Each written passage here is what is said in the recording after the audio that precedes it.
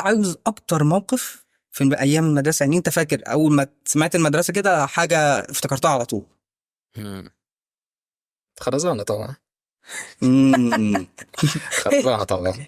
خرزانه. التأخير عن المدرسة الصبح، الزي المخالف، حاجات كده كانت في الأرخص. لا ما بيطلعش من الدحيحه الكلام ده، لا لا. والله خالص، لا كنت بروح بنطلون جينز، كنت بضرب عليه كل يوم تقريبا.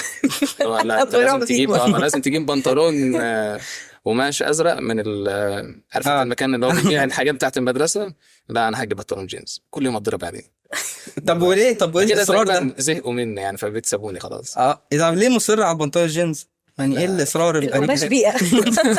طب وانت يا أميرة ايه اكتر حاجة اول ما تفتكري المدرسة انا تفتكري الموقف ده على طول؟ الفسحة، نحضر الفسحة، ما كناش بنطلع برا الفصل، كان لازم نقعد نقعد جوه الفصل. نذاكر. لا ما كناش بنذاكر، اه كنا بنعمل فسحة يعني بارتي على قدنا جوه الفصل، فلازم